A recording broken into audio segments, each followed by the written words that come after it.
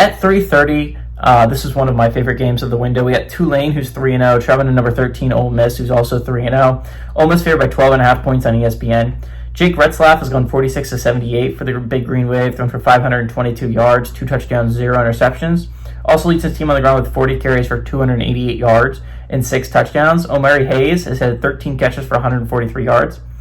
Austin Simmons has gone 34-56, thrown for 580 yards, 4 touchdowns, 4 interceptions for the Rebs. Keelan Lacey has had 61 carries for 290 yards and 5 touchdowns. And Harrison Wallace III has had 15 catches for 339 yards and 2 touchdowns. Ole Miss has gone 44-28 all time against Tulane. Thus, 3 games have gone to Ole Miss from 2012 to 2013.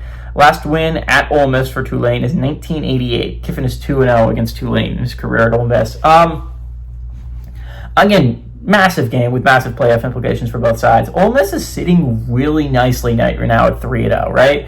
They've survived 2 games against probably lackluster SEC competition in Arkansas and Kentucky. But it's 2 games they have under the belt of SEC competition. They don't have the hardest out of conference of all time. This is a big game for them. This is a massive game. If you could start 4-0, you're putting yourself in an excellent position to go to the college football playoffs if you're Ole Miss. Because again, Ole Miss's schedule is not impossible. It is pretty nice from SEC standards. I believe they only have 2 or 3 ranked games left on their schedule, which means that you put them in a position where they don't have to win that many games against good opponents. The Red Bulls' schedule worked out very nicely for them. On the other side of things, if you're Tulane, this is just a luxury, right? I said at the beginning of the year, they play 3 Power 4 opponents, and I was like, I find it really hard to believe that Tulane's going to put themselves in a position where they can make the college football playoffs. They're 2-0 against Power 4 opponents right now. Now, those 2 Power 4 opponents might be Northwestern and Duke, but they're still 2-0.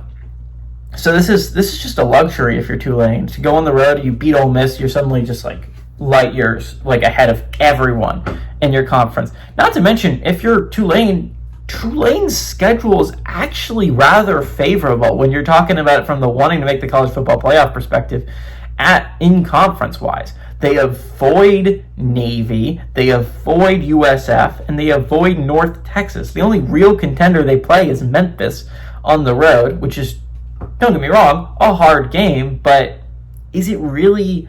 You could not have asked for a better conference schedule if you're Tulane. And yes, East Carolina at home could be a problem. Yes, Army at home could be a problem. And yes, a road trip to UTSA could prove to be pretty difficult as well. But Tulane could not have asked for better at conference. If you enter conference play at 4-0 with wins over Ole Miss, Duke, and Northwestern, that's just the obvious pick to go to the college football playoffs. And again, our American is already putting themselves in a position where it seems like whoever wins that conference is probably going to be the team that goes to the college football playoffs. The only other contender really in any other conference is UNLV. So I think this game's not super important to Tulane when you're talking about you don't need to win it. Kind of like we were talking about Miami USF last week. They don't need to win this game. They needed to win one of Florida or Miami. Tulane needed to win 2 of 3. They've won 2 of 3. So this game is just a luxury at this point. That being said, I think Tulane is probably one of the most slept-on teams in all of college football. I don't think Austin Simmons is that good. I think the Big Green Wave is a very, very scary, dangerous team. And I think this is a team that absolutely deserves to be in the top 25. Give me the Big Green Wave to go on the road and pull off this upset.